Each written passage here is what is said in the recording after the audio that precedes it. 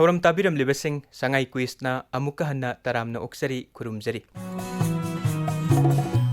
Kudol tamjari Sangai Quiz ki samnga humpunithoy subatangka.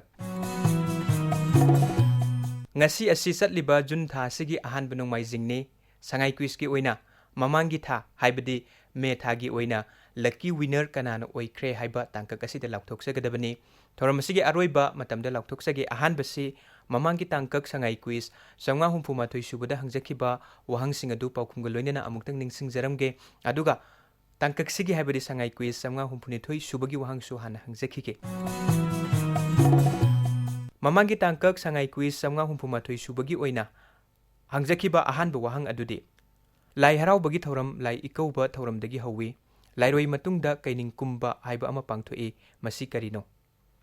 Masigi asumba paukhumdi kaining kumba hairiba thauram asi lai harauba loikraba matungda pena sakpana lai harauringai manungda pangthokhiba thauramsingda asoi arana singba kaya yaukhrabasu ngakpiyu haina thonijaba adubuni. Ani suboina hangjakiba wahang aduna ana layengi hidak khudingmak haibadi every medicine asi maru aiba main ingredients anina sabani kari karino aduga hidak ama sabada haibadi to produce a finished medicine sangba khwaidagi maru oiba raw material aduna karino wahang asigi asumba paukhum thamjarake maru aina sangba ingredients ani adudi chemically active oiba APIs aduga amana chemically inactive oiba excipients hairiba ani asini aduga finished medicine ama puthokpa matamda sangba khwaidagi maru oiba raw material aduna API haibadi active pharmaceutical ingredients asini.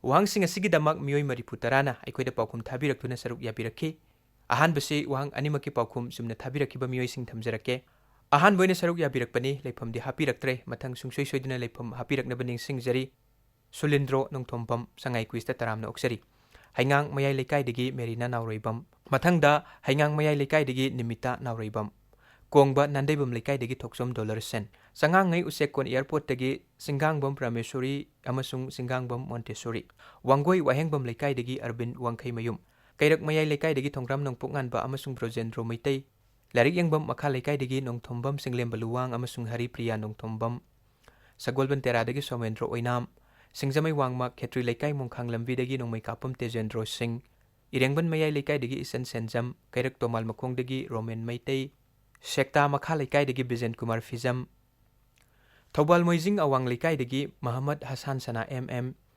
Yaripok Poiro Khongjin Maibam Sandhya Devi Loitang Khunau Maning lekai Maibam Yohenba maitai Irong Se Saba Anas Bogi Pasoi Part 4 Lai Haraubung Manak Hijam Azem Singh Kairaw Wangkhem Khongnang Makhong Ajit Puthem Waikhong Ningthau Manai Mamang lekai Sapam Jedi Singh Thobal Moijing Wang Mataba Mayai lekai Nurul Islam Kairaw Bitra Makha lekai Taurem Yaifavi amasung Taurem Yaifaba Luwang Sangbam awang lekai Tongbram Sunita Devi Haubam Marak Kaisam lekai Khaidem Ras Lakshmi amasung Khaidem Vidya Lakshmi Yaripok Bisnu Naha awang lekai Thangjam Bizya Devi Sagolban Khamnam Lerak Asmala amasung Rosni Kundrakpa Makha lekai Lotika Sogaijam Tolen Kun Kasar Maitan Kaisang Bambupen Elias Maira Kuman Yang Thang Mamang lekai Panthoi Haisnam Sagolban Khamnam Lerak Mitlaubi Yang Thang Mamang lekai Moirangthem Nitish Kumar amadi Moirangthem Sonika Devi Kongban Nandaibam lekai Yumnam Lonin Mangang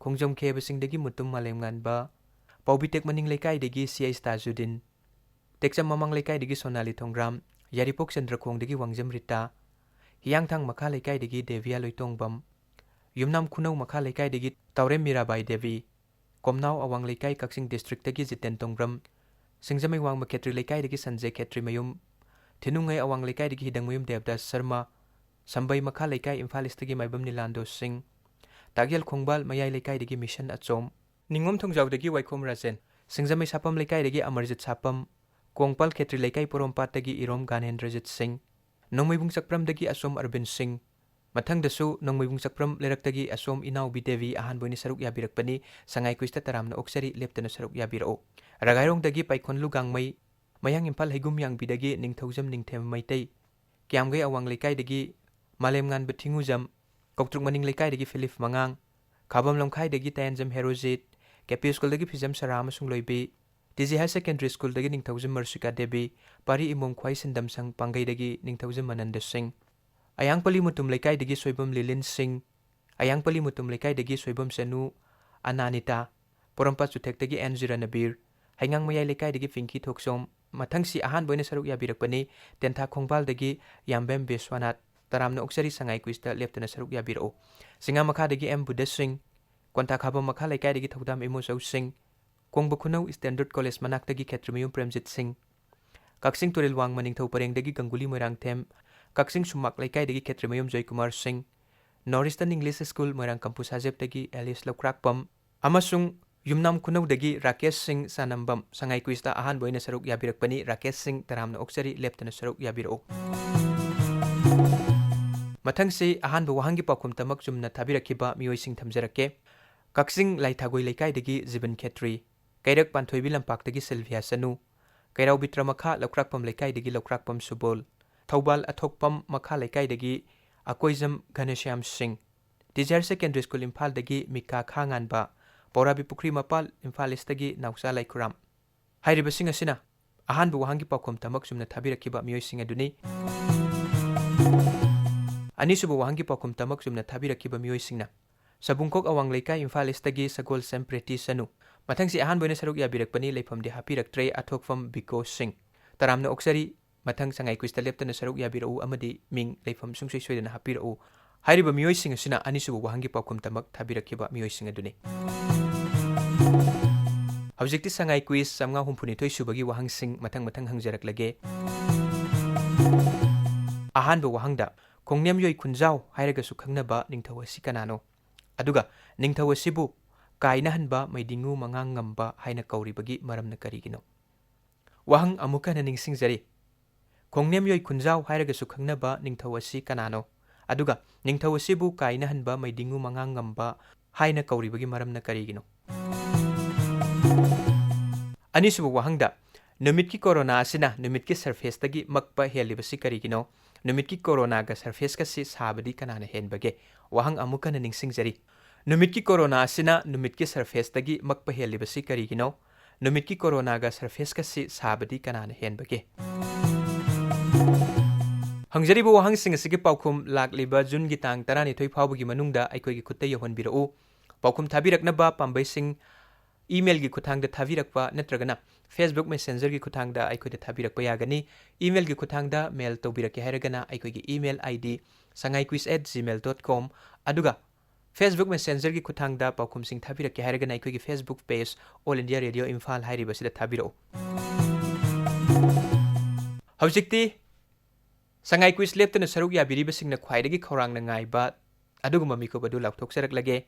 Mamangi tha methagi oina episode khudingmakta saruk yakiba amadi episode khudingmaki oina wahang amadagi tadena sumkiba miyoi singi marakta lottery otsaraga khanjaba methagi lucky winner adu laukthoksaраklage. Hairiba lucky winner asina Lelong Sajing Mairen Khongda leba Laisangthem Bijen Carpentry Works ki proprietor Laisangthem Bijen sponsor tawba prize phanggadawribani. Mamang tha methagi oina lucky winner oikraba misak adudi Shekta Makha Leikaidagi Bijenkumar Phijam. Congratulations Bijenkumar Phijam nungaiba phongdoksari.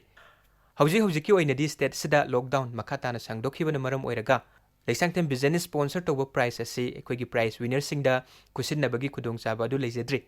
Handaki siga tharaga prize winner ahum sure ekoina prize pithoksadaba asi aduna lockdown na singbasing asi loisilaklaba matamda sungsoi soidina prize sing kusinnajage ninghanabiganu Sangai Quiz saruk yabiribasing leptana saruk yabiu tha khudingi episode khudingmakta saruk yabiduna wahang amadagi tadena sumbiu lucky winner oibiu aduga Laisangthem Bijen sponsor tawba prize asi phangbiu.